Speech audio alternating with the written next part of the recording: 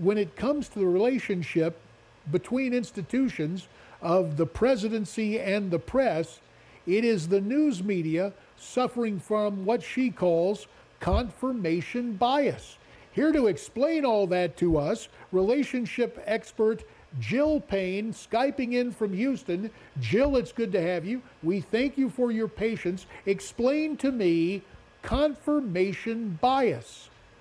Okay, first of all, JD, just to make everyone feel wonderful, because I am a therapist, that right here is a list of all the biases that we people have.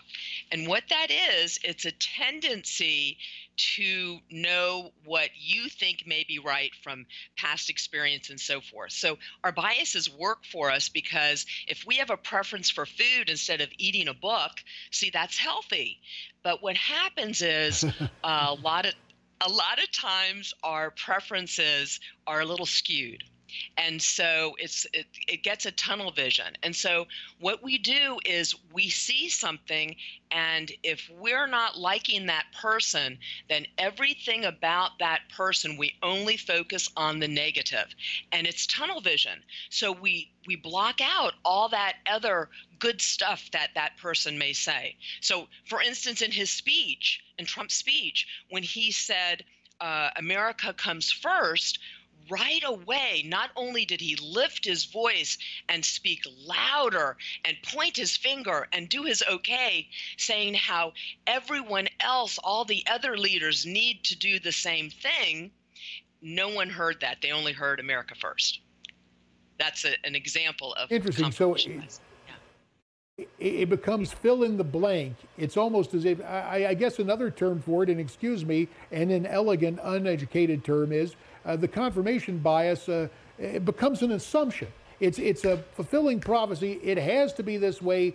We hear this to the exclusion of everything else. Because you're right, it was not only sovereignty for the United States, it was sovereignty, the president said, of every world leader assembled. I put my nation first. I trust you will do the same for your nation. Let me ask you, Jill, is it fair to say that we can gauge relationships among institutions the same way we can gauge interpersonal relationships?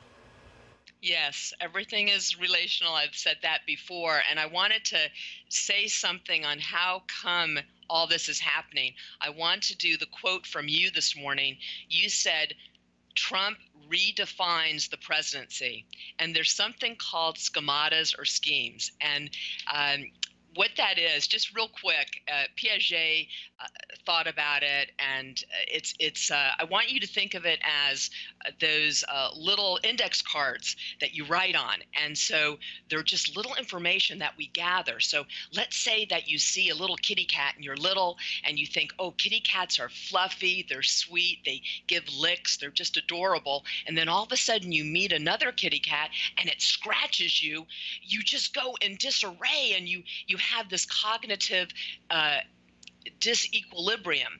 And so what happens is your schema is not matching what your mental process is. And so people are not, a president schemata, what do we think of as a president? We don't think of Trump. What kind of person do we think? Well, in the past, we have thought about those who are articulate, those who are compassionate, those who imbue on their broad shoulders the ability to deal with problems. But first and foremost, for the last half century, I would say understanding, empathetic, wise, and well-spoken, if not necessarily soft-spoken. So what's happening here is we've got this New Yorker that's a businessman. He's blunt. He's to the point. He says, this is what we need to do. This is how we need to do it. He speaks in layman's terms, easy to understand, and let's do it now. And so people, when you have this disequilibrium, it causes fear, it causes anxiety, it causes depression, and that's what's happening with the quote other side and even the never Trumpers. And so their schematas aren't matching, and so then they go for this conformative bias, and this is what's happening.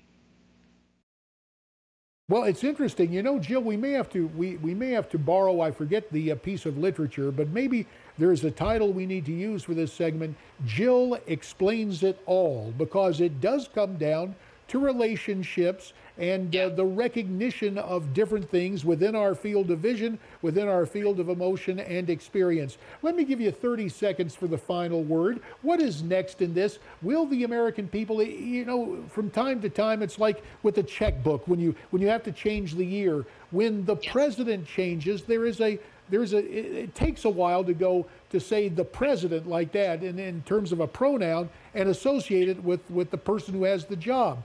Will people adjust to the Trump style, or will there remain this animus? I'm sad to say only about 30 seconds remains for your analysis, Jill. Real quick, Donald Trump seems to have a positive with the world, not so much the United States. So, and I think he knows that. So he is emphasizing, even speaking to the UN, they seem to listen to him.